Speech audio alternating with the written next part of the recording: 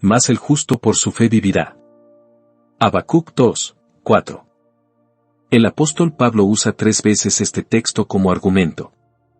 Lean Romanos 1, 17, Gálatas 3, 11 y Hebreos 10, 38. En cada uno de esos casos se afirma que, el justo por su fe vivirá. El antiguo texto original al que hace referencia el apóstol cuando declaró, como está escrito, mas el justo por la fe vivirá es el del profeta Habacuc. No nos equivocamos cuando le damos a la inspiración del Antiguo Testamento la misma importancia que tiene el Nuevo Testamento, pues la verdad del Evangelio depende completamente de la verdad de los profetas de la antigua dispensación. La Biblia es una e indivisible, y no se puede cuestionar el Primer Testamento y retener el Nuevo. Habacuc debe ser inspirado o Pablo escribe disparates. Ayer se cumplieron 400 años de la venida a este inicuo mundo del hijo de un minero o refinador de metales que iba a hacer grandes cosas para socavar el papado y para depurar la iglesia. El nombre de ese bebé es Martín Lutero, un héroe y un santo. Bienaventurado fue aquel día sobre todos los días del siglo que honró, pues derramó una bendición sobre todas las eras sucesivas por medio del monje que estremeció al mundo. Su valiente espíritu echó por tierra a la tiranía del error que había mantenido cautivas a las naciones durante mucho tiempo. Toda la historia humana desde entonces se ha visto más o menos afectada por el nacimiento de ese asombroso muchacho. Lutero no era un hombre absolutamente perfecto. Tampoco endosamos todo lo que dijo ni admiramos todo lo que hizo. Fue uno de aquellos varones que aparecen muy de vez en cuando, un gran juez en Israel, un siervo real del Señor. Debemos orar con mayor frecuencia pidiendo a Dios que nos envíe este tipo de varones, varones de Dios, hombres de poder. Debemos orar para que de conformidad a la infinita bondad del Señor, los dones de su ascensión continúen y se multipliquen a fin de perfeccionar a su iglesia, pues cuando subió a lo alto, llevó cautiva la cautividad, y recibió dones para los hombres, y constituyó a unos, apóstoles, a otros, profetas, a otros, evangelistas, a otros, pastores y maestros. Él sigue otorgando estos dones escogidos de acuerdo a la necesidad de la iglesia, y tal vez los diseminaría más abundantemente si nuestras oraciones ascendieran con mayor fervor rogando al Señor de la mies que envíe obreros a su mies. Así como creemos en el Salvador crucificado para nuestra salvación personal, así también tenemos que creer en el Salvador ascendido para el perpetuo enriquecimiento de la iglesia con confesores y evangelistas que declaren la verdad de Dios. Quiero poner mi granito de arena en la conmemoración del natalicio de Lutero, y no puedo hacer otra cosa mejor que usar la llave de la verdad con la que Lutero abrió las cerraduras de las mazmorras de la mente humana y puso en libertad a los corazones esclavizados. Esa llave de oro se encuentra en la verdad contenida concisamente en el texto que estamos considerando, el justo por su fe vivirá. ¿Acaso no le sorprende encontrar un pasaje tan claramente evangélico en Habacuc? ¿No le sorprende descubrir en aquel antiguo profeta una explícita declaración que Pablo puede usar como un argumento disponible contra los oponentes de la justificación por la fe?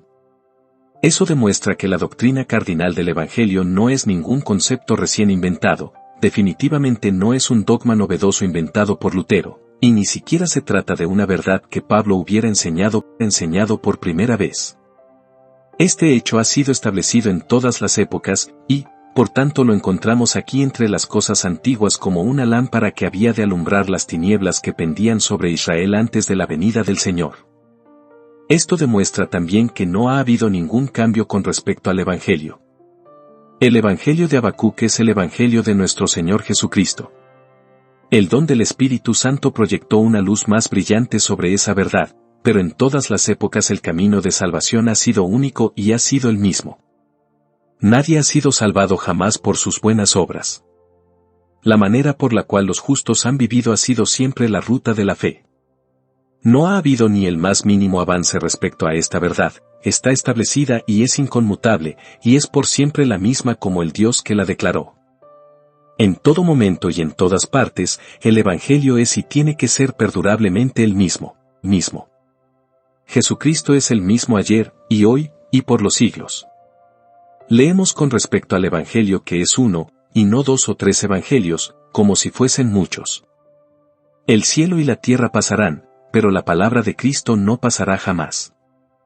También es digno de advertirse no solo que esta verdad es tan antigua y que continúe siendo tan inmutable, sino que posea tal vitalidad. Esta sola frase, el justo por su fe vivirá, produjo la reforma.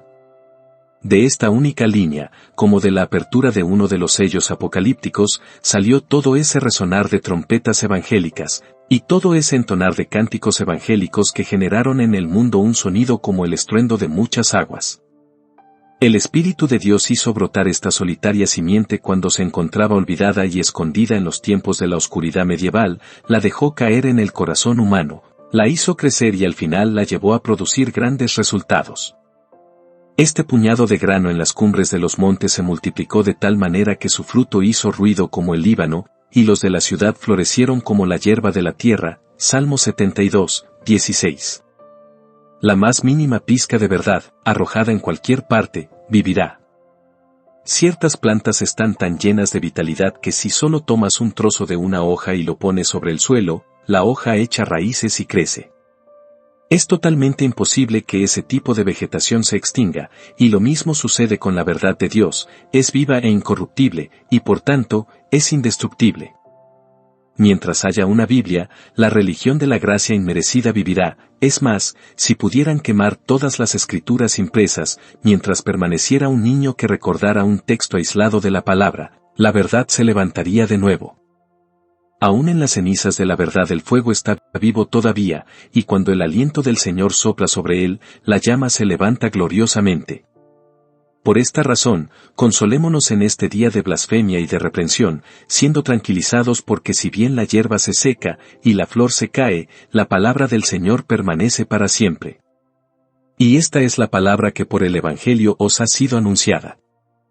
Examinemos ahora este texto que fue el medio por el cual el corazón de Lutero fue iluminado, como les diré enseguida.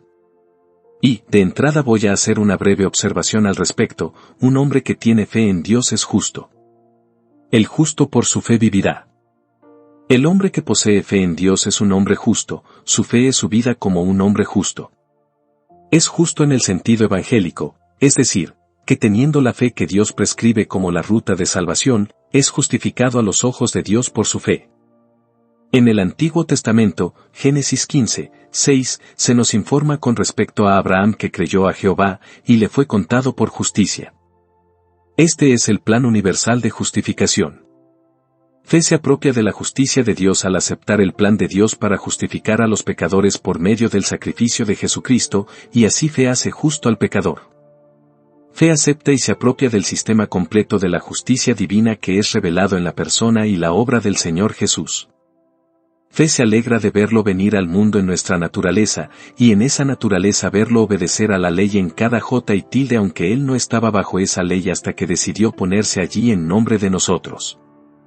Fe además se agrada cuando ve al Señor, que había venido bajo la ley, ofreciéndose como una expiación perfecta y haciendo una completa vindicación de la justicia divina mediante sus sufrimientos y su muerte.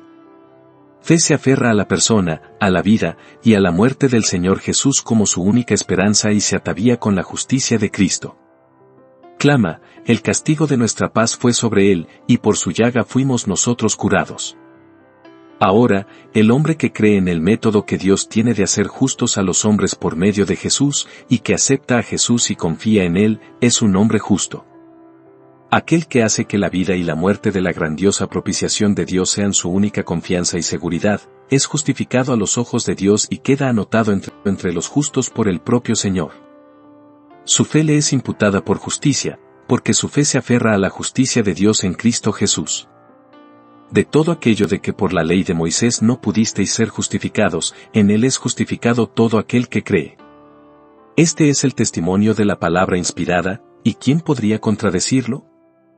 Pero el creyente es también justo en otro sentido que el mundo de afuera aprecia mejor, aunque no es más valioso que el anterior. El hombre que cree en Dios por esa fe se ve impulsado a todo lo que es recto, bueno y verdadero. Su fe en Dios rectifica su mente y le hace justo. Es justo en juicio, en deseo, en aspiración y en corazón. Su pecado ha sido perdonado gratuitamente, y ahora, en la hora de la tentación, clama, ¿cómo, pues, haría yo este grande mal, y pecaría contra Dios? cree en el derramamiento de sangre que Dios ha provisto para la limpieza del pecado, y, siendo lavado por él, no puede optar por contaminarse de nuevo. El amor por Cristo lo constriñe a buscar lo que es verdadero, y recto, y bueno, y amable y honorable a los ojos de Dios. Habiendo recibido por la fe el privilegio de la adopción, se esfuerza por vivir como un hijo de Dios. Habiendo obtenido por medio de la fe una nueva vida, anda en vida nueva. Principios inmortales prohíben que el Hijo de Dios peque. Si alguien vive en el pecado y lo ama, no tiene la fe de los elegidos de Dios, pues la verdadera fe purifica el alma. El acto de creer, la fe, que es infundido en nosotros por el Espíritu Santo es el mayor, matapecados, bajo el cielo. Por la gracia de Dios, la fe afecta lo más íntimo del corazón, cambia los deseos y los afectos, y hace al hombre una nueva criatura en Cristo Jesús. Si hubiese en la tierra algunos individuos que verdaderamente pudieran ser llamados santos, son aquellos que son hechos así por la fe en Dios por medio de Jesucristo nuestro Señor. En verdad nadie más es justo salvo aquellos a quienes el Dios Santo otorga ese título, y de ellos el texto dice que viven por la fe. Fe confía en Dios, y por tanto, le ama, y por tanto, le obedece, y por tanto, se vuelve semejante a él. Es la raíz de la santidad, es el manantial de la justicia, es la vida del justo. 2. No me detengo más en esta observación que es vital para el texto, sino que prosigo a otra que es lo opuesto, es decir, que un hombre que es justo tiene fe en Dios. Déjenme decirles que de otra manera no sería justo pues Dios merece la fe en él, y quien le roba esa fe no es justo. Dios es tan veraz que dudar de él es una injusticia. Él es tan fiel que desconfiar de él equivale a deshonrarle, y quien comete con él tal injusticia no es un hombre justo. Un hombre justo tiene que ser justo primeramente con el más grandioso de todos los seres. No serviría de nada que solo fuera justo con sus semejantes, si le hiciera una injusticia intencional a Dios yo digo que no sería digno del nombre de justo. Fe es lo que el Señor merece justamente recibir de sus criaturas, Él merece que creamos lo que nos dice, y especialmente lo referente al Evangelio. Cuando el grandioso amor de Dios en Cristo Jesús es expuesto claramente, los puros de corazón le creerán. Cuando el gran amor de Cristo que muere por nosotros se entiende plenamente, toda mente honesta tiene que creer en Él. Dudar del testimonio de Dios concerniente a su Hijo es cometer la más severa injusticia con el amor infinito. El incrédulo rechaza el testimonio de Dios acerca del don indecible y desecha aquello que merece la gratitud adoradora del hombre ya que solo eso puede satisfacer a la justicia de Dios y dar paz a la conciencia del hombre. Un hombre verdaderamente justo, para la perfección de su justicia, tiene que creer en Dios y en todo lo que Él ha revelado. Algunos imaginan que este asunto de la justicia solo tiene que ver con la vida exterior y que no toca las creencias del hombre. Yo digo que no es así, la justicia tiene que ver con las partes íntimas del hombre, con la región central de su condición humana, y los hombres verdaderamente justos desean ser limpiados en las partes secretas, y en los resquicios ocultos quisieran conocer la sabiduría. ¿Acaso no es así? Continuamente oímos la aseveración de que el entendimiento y la creencia son una provincia que está ubicada fuera de la jurisdicción de Dios. ¿Es verdaderamente cierto que yo puedo creer lo que yo quiera sin tener que darle cuentas a Dios de lo que creo? No, hermanos míos, ni una sola parte de nuestra condición humana está más allá del alcance de la ley divina. Toda nuestra capacidad como hombres está bajo la soberanía de aquel que nos creó, y estamos tan obligados a creer rectamente como estamos obligados a actuar rectamente. De hecho, nuestras acciones y nuestros pensamientos están tan entrelazados y enmarañados que no hay forma de separar las unas de los otros. Decir que la rectitud de la vida exterior es suficiente es ir completamente en contra de todo el tenor de la palabra de Dios. Estoy tan obligado a servir a Dios con mi mente como con mi corazón. Estoy tan obligado a creer lo que Dios revela como estoy obligado a hacer lo que Dios manda. Los errores de juicio son pecados tan verdaderos como los errores de vida. Es una parte de nuestra lealtad a nuestro grandioso soberano y Señor que rindamos nuestro entendimiento, nuestro pensamiento y nuestra creencia a su control supremo. Ningún hombre es recto mientras no sea un creyente recto. Un hombre justo ha de ser justo para con Dios creyendo en Dios y confiando en Él en todo lo que es, y dice y hace. Mis queridos amigos, no veo tampoco qué razón haya para que un hombre sea justo con sus semejantes si ha renunciado a su fe en Dios. Si un hombre pudiera escaparse realizando un acto de deshonestidad en una situación crítica, ¿por qué no habría de ser deshonesto si no hubiera una ley superior a la que sus semejantes han elaborado, si no hubiera ningún tribunal, ni ningún juez y ningún más allá? Hace unas cuantas semanas un hombre mató deliberadamente a su patrón porque lo había ofendido, y cuando se entregó a la policía dijo que no sentía ningún temor ni estaba avergonzado en lo más mínimo por lo que había hecho. Admitió el asesinato y reconoció que estaba consciente de las consecuencias. Esperaba sufrir el dolor de medio minuto de duración en el patíbulo y después todo acabaría para él y estaba completamente preparado para eso. Hablaba y actuaba en consistencia con su creencia o con su incredulidad, y verdaderamente no hay ninguna forma de crimen que no se vuelva lógico y legítimo si suprimes en el hombre la fe en Dios y en el más allá. Sin eso, rompes tu mancomunidad, no hay nada que mantenga unida a la humanidad pues, sin un Dios, el gobierno moral del universo cesa y la anarquía es el estado natural de las cosas. Si no hubiera Dios y si no hubiera ningún juicio venidero, comamos y bebamos, porque mañana moriremos. En caso de necesidad, robemos, mintamos y matemos. ¿Por qué no hacerlo si no hay ley, ni juicio, ni castigo por el pecado? Me olvidaba decirlo, nada puede ser pecado, pues si no hay legislador, no hay ninguna ley, y si no hay ninguna ley, entonces no puede haber ninguna transgresión. ¿En qué caos desembocarían todas las cosas si se renunciara a la fe en Dios? ¿Dónde se encontrarían los justos si se desterrara a la fe? El hombre lógicamente justo es un creyente en alguna medida u otra, y aquel que es digno de ser llamado justo en el sentido bíblico, es un creyente en el Señor Jesucristo, el cual nos ha sido hecho por Dios justificación. 3. Pero ahora llego al punto en que pretendo dilatarme. En tercer lugar, el justo vivirá por esta fe. De entrada esta es una afirmación excluyente, elimina muchas pretendidas maneras de vivir diciendo, el justo por la fe vivirá. Esta frase nos recuerda a la puerta angosta que está a la entrada del camino, a la angosta senda que conduce a la vida eterna. Esto acaba de un solo golpe con todos los alegatos de justicia aparte de un modo específico de vida. Los mejores hombres en el mundo solo pueden vivir por la fe pues no hay ninguna otra manera de ser justos a los ojos de Dios. No podemos vivir en justicia por el yo. Si vamos a confiar en nosotros mismos o en cualquier cosa que provenga de nosotros mismos, estamos muertos mientras confiemos en eso, no habremos conocido la vida de Dios de acuerdo a la enseñanza de la palabra sagrada. Deben abandonar por completo la confianza en cualquier cosa que sean o esperen ser. Deben despojarse de las prendas de la ropa leprosa de la justicia legal y romper con el yo en todas y cada una de sus formas.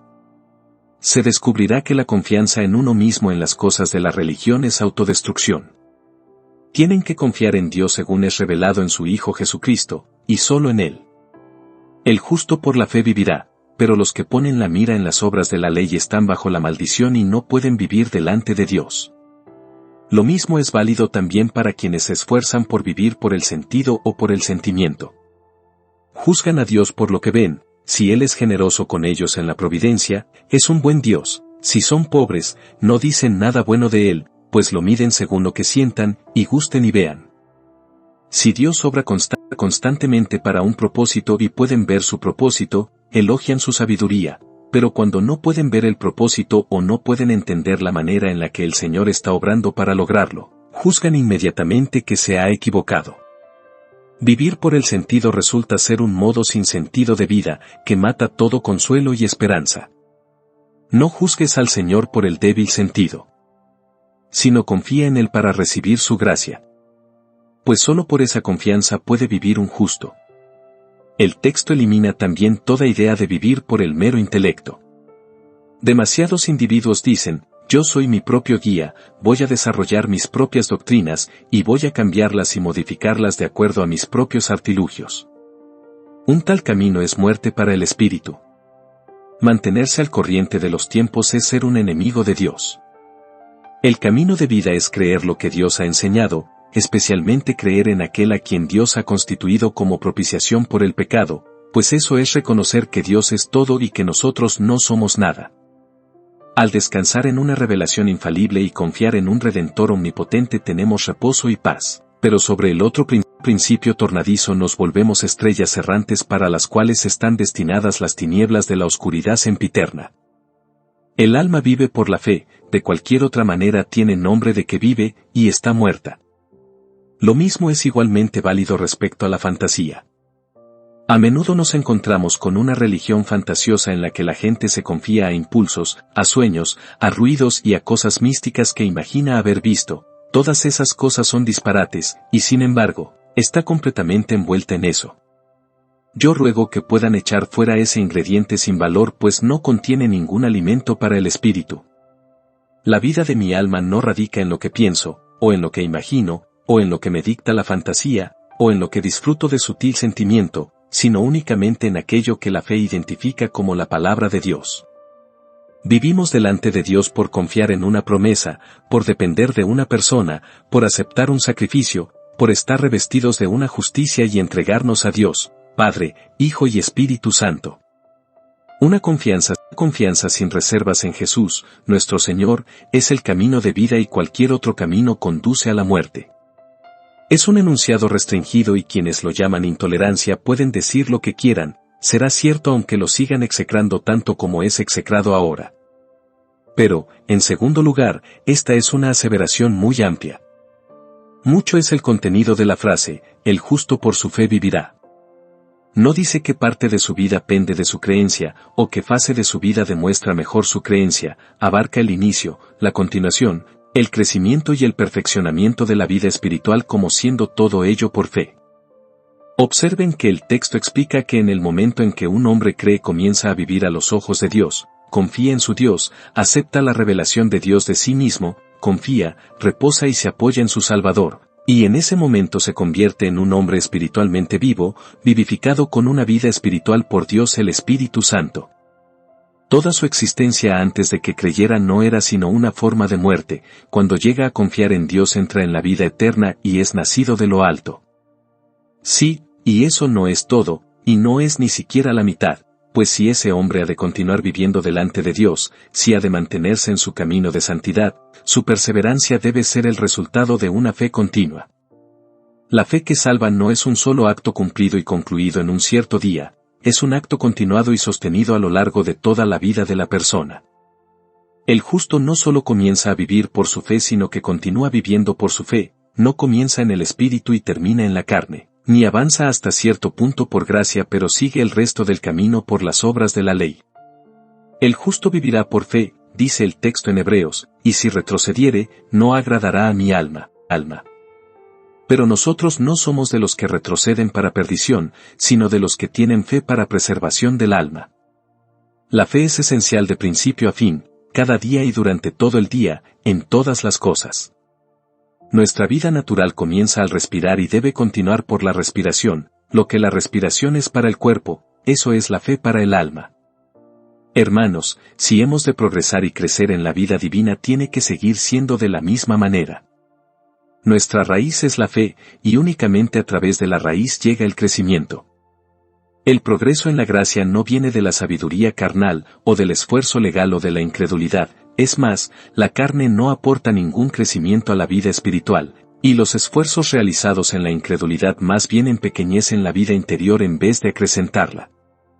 No nos fortaleceríamos por las mortificaciones, por los sufrimientos, por las obras o por los esfuerzos, si no estuvieran ligados a la simple fe en la gracia de Dios, pues únicamente por ese canal puede entrar el alimento a la vida de nuestro espíritu. La misma puerta por la que entró la vida inicialmente es la puerta por la que sigue entrando.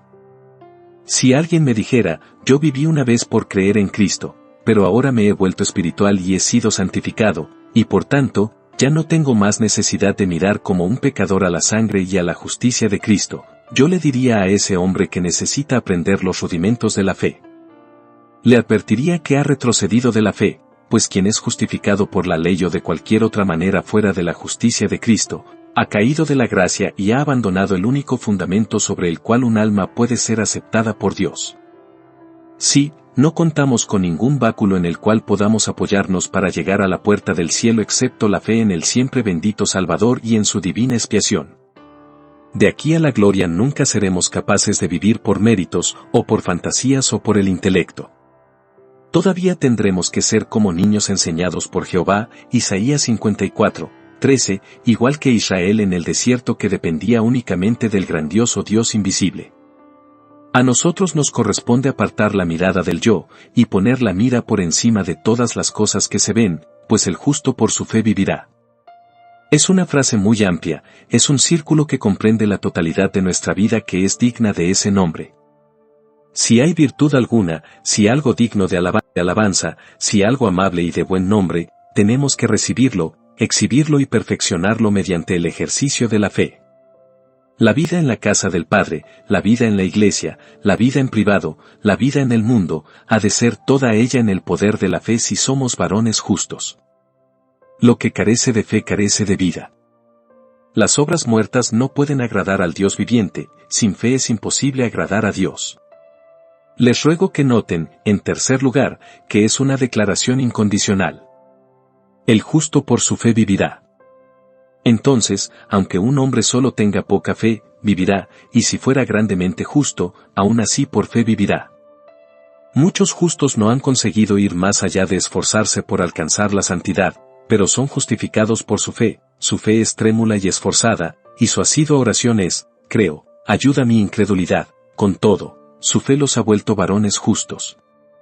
Algunas veces el varón teme no tener fe en absoluto y cuando experimenta alguna depresión espiritual lo más que puede hacer es mantener su cabeza sobre la superficie del agua, pero aún entonces su fe lo justifica. Es como una barca que navega en un mar tempestuoso, algunas veces es catapultada al cielo por relampagueantes olas de misericordia y luego se hunde en el abismo entre olas de aflicción. ¿Qué pasa, entonces? ¿Está muerto? Yo pregunto, ¿cree ese hombre verdaderamente en Dios? ¿Acepta el testimonio respecto al Hijo de Dios? ¿Puede decir realmente, yo creo en el perdón de los pecados, y con esa fe que tiene sujetarse únicamente a Cristo y a nadie más? Entonces ese hombre vivirá, por su fe vivirá. Si la pequeñez de nuestra fe pudiera destruirnos, cuán pocos serían contados con los vivos. Cuando venga el Hijo del Hombre, ¿hallará fe en la tierra? Solo por aquí y por allá, y muy de vez en cuando, aparece un Lutero que realmente cree con todo su corazón.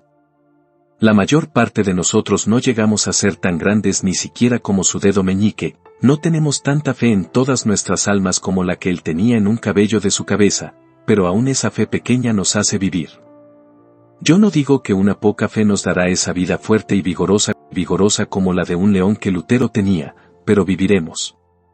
La declaración no hace ninguna distinción entre este y aquel grado de fe, sino que establece como una incuestionable verdad que, el justo vivirá por fe. Bendito sea Dios, entonces, porque yo viviré, pues en verdad creo en el Señor Jesús como mi Salvador y mi todo.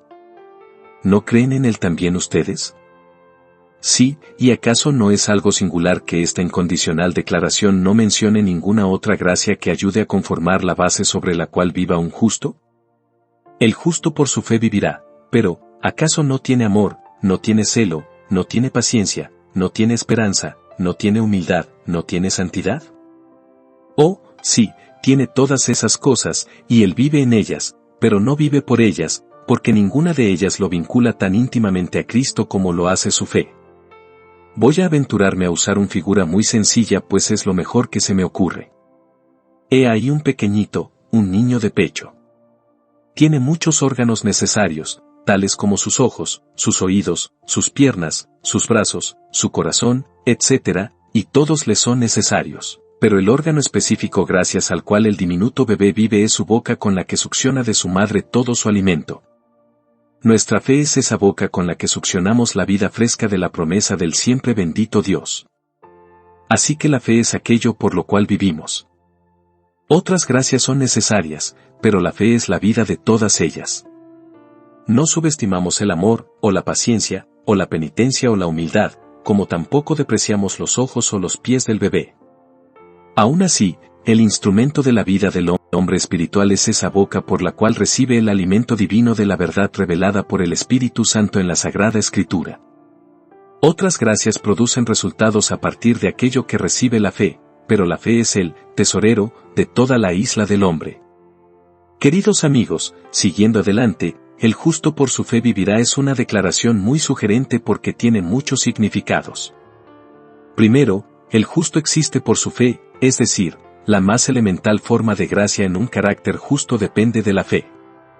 Pero, hermano, yo espero que no seas tan necio como para decir, todo lo que necesito es ser un hijo viviente de Dios. No, no solo deseamos tener vida, sino tenerla en abundancia.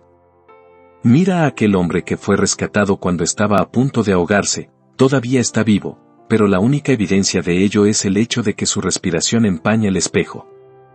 ¿Tú no te contentarías con estar vivo de esa pobre manera durante años, no es cierto? Deberías estar agradecido si estuvieras espiritualmente vivo incluso de esa débil manera, pero aún así no queremos permanecer en un estado de desfallecimiento, antes bien, deseamos ser activos y vigorosos. Con todo, aún para esa forma de vida inferior tienes que tener fe. La fe es necesaria para el tipo más débil de existencia espiritual que pueda ser llamada vida de alguna manera. Los justos que viven apenas, que son de mente débil, que son salvos apenas, son librados por la fe. Sin fe no hay ninguna vida celestial. Tomen la palabra vida en un mejor sentido, y lo mismo será válido. El justo por su fe vivirá. Algunas veces nos encontramos con personas muy pobres que nos dicen en un tono lastimero, nuestros salarios son extremadamente insuficientes. Nosotros les decimos, ¿realmente vives con esa suma tan pequeña? Responden, bien, amigo, difícilmente se le puede llamar vida, pero de alguna manera existimos. Ninguno de nosotros desearía vivir de esa manera si pudiéramos evitarlo. Entonces, por vida entendemos alguna medida de disfrute, de felicidad y de satisfacción. Cuando los justos tienen comodidad, gozo y paz, es gracias a la fe. Damos gracias a Dios porque la paz del corazón es nuestro estado normal y porque la fe es una gracia permanente. Cantamos de gozo de corazón y nos regocijamos en el Señor, y bendito sea el Señor porque esto no es una novedad para nosotros, sino que hemos conocido esta bienaventuranza y todavía la conocemos solo por fe. En el momento en que la fe hace su entrada, la música comienza, y si partiera, los búhos ulularían. Lutero puede cantar un salmo a pesar del demonio, mas no habría podido hacerlo si no hubiese sido un hombre de fe. Podía desafiar a emperadores, y a reyes, y a papas y a obispos mientras se sujetaba firmemente a la fuerza de Dios, pero solo así. La fe es la vida de la vida, y hace que la vida sea digna de vivirse. Infunde gozo en el alma creer en el grandioso Padre y en su amor eterno, y en la eficaz expiación del Hijo, y en la morada del Espíritu Santo, en la resurrección, y en la eterna gloria. Sin eso seríamos los más dignos de conmiseración de todos los hombres. Creer en estas gloriosas verdades es vivir, pues, el justo por su fe vivirá. La vida quiere decir también fuerza.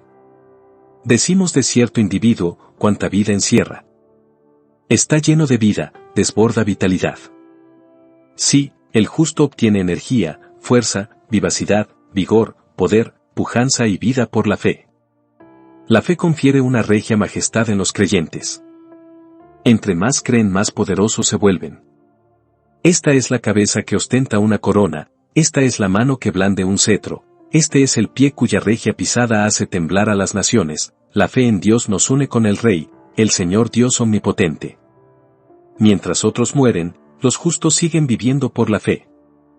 No son dominados por el pecado prevalente, o por la herejía de moda, o por la cruel persecución o por la fiera aflicción. Nada puede matar a la vida espiritual mientras permanezca la fe, el justo vivirá por fe. La permanencia y la perseverancia se dan de esta manera. Cuando el justo es arrumbado por un tiempo no se desconcierta, y cuando es herido por el enemigo, no fallece.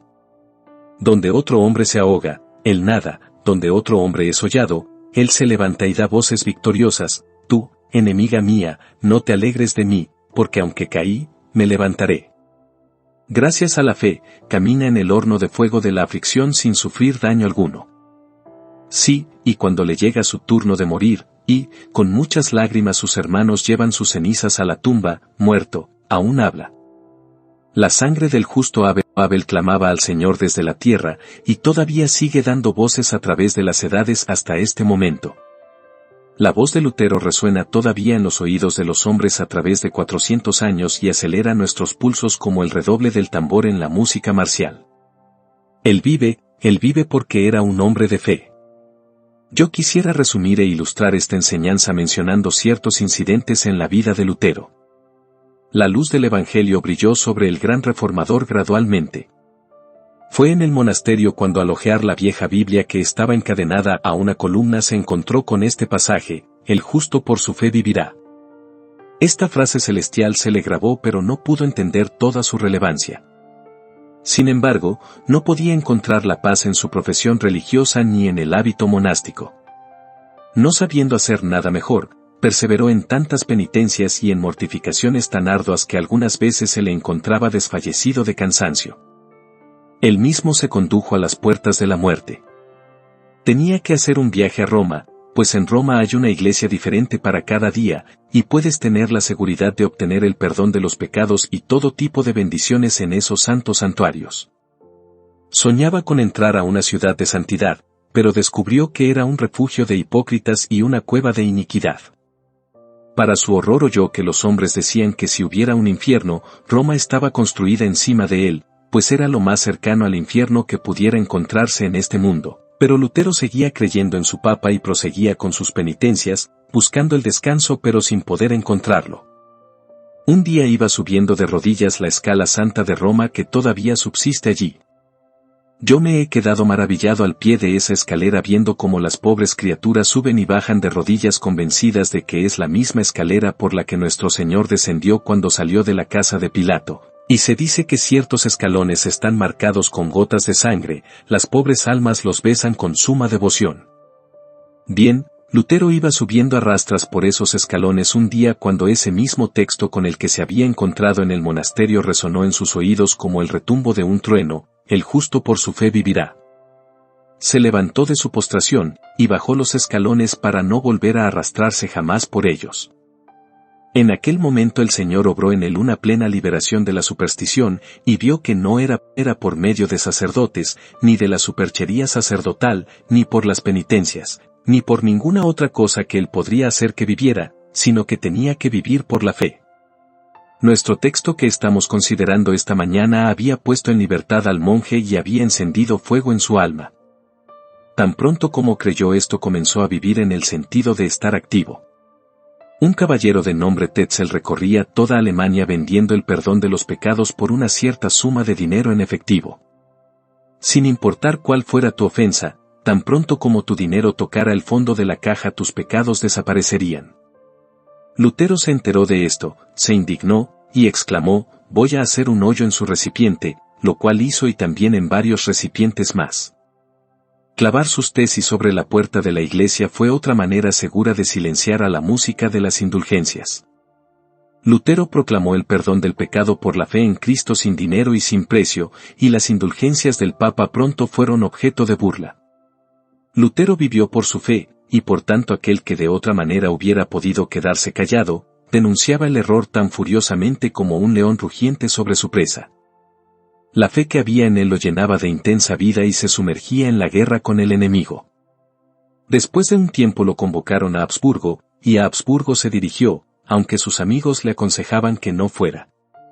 Lo convocaron como a un hereje para que respondiera por sí mismo en la dieta de Worms, y todo el mundo le pidió que se mantuviera alejado, pues tenían la seguridad de que sería quemado. Pero él consideraba necesario dar testimonio, así que fue en una carreta de aldea en aldea y de pueblo en pueblo, predicando conforme avanzaba, y la pobre gente salía para dar la mano al hombre que se levantaba por Cristo y por el Evangelio a riesgo de su vida. Ustedes recuerdan cómo se plantó ante la augusta asamblea y, aunque sabía hasta dónde podía llegar el poder humano, que su defensa le costaría su vida, pues probablemente sería entregado a las llamas como Juan Hus, con todo, fue muy valiente por el Señor su Dios. Aquel día en la dieta alemana, Lutero hizo un trabajo por el cual 10.000 veces 10.000 hijos de madres han bendecido su nombre y han bendecido aún más el nombre del Señor su Dios. Para alejarlo del peligro por un tiempo, un prudente amigo lo hizo prisionero y lo mantuvo fuera de la contienda en el castillo de Wartburg. Allí lo pasó muy bien, descansando, estudiando, traduciendo, componiendo música y preparándose para el futuro que iba a estar tan lleno de acontecimientos. Hizo todo lo que un hombre fuera de la refriega hubiera podido hacer, pero el justo por su fe vivirá, y Lutero no podía ser enterrado vivo apaciblemente, sino que tenía que proseguir con la obra de su vida. Envía un mensaje a sus amigos diciéndoles que el que vendría estaría pronto con ellos, y se apareció de pronto en Wittenberg. El príncipe tenía la intención de mantenerlo alejado un tiempo más prolongado, pero Lutero tenía que vivir, y cuando el elector temió que no podía protegerlo, Lutero le escribió: «Yo estoy bajo una protección mucho más elevada que la suya, sostengo que tengo más probabilidad de proteger a su señoría que su señoría de protegerme a mí. El que tiene la fe más sólida es el mejor protector». Lutero había aprendido a ser independiente de todos los hombres, pues confiaba plenamente en Dios. Tenía a todo el mundo en su contra, y sin embargo vivía muy alegremente. Si el Papa lo excomulgaba, Lutero quemaba la bula; si el emperador lo amenazaba, él se regocijaba porque recordaba la palabra del Señor: «Señor, se levantarán los reyes de la tierra, y príncipes consultarán unidos. El que mora en los cielos se reirá». Cuando le dijeron: «¿Dónde encontrarías abrigo si el elector no te protegiera?», Lutero respondió: «Bajo el ancho escudo de Dios». Lutero no podía quedarse quieto, tenía que hablar y escribir y tronar, y, oh, con cuánta confianza hablaba. Aborrecía las dudas acerca de Dios y de la Escritura.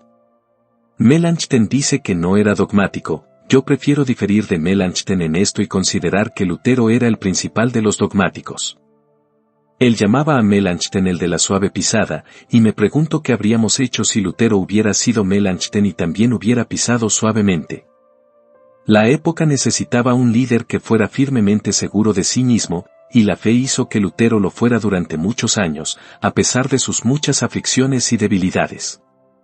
Él era un titán, un gigante, un hombre de un espléndido calibre mental y de gran fortaleza física, pero con todo, su vida y su fuerza principales radicaban en su fe.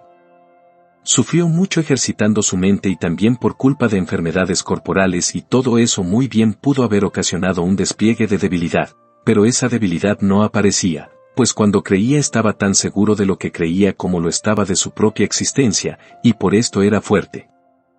Si todos los ángeles del cielo hubieran desfilado delante de él y cada uno de ellos le hubiera asegurado la verdad de Dios, no les hubiera agradecido por su testimonio, pues él creía a Dios sin necesidad del testimonio de ángeles y de hombres. Él consideraba que la palabra del testimonio divino era más segura que todo lo que los serafines pudieran decir.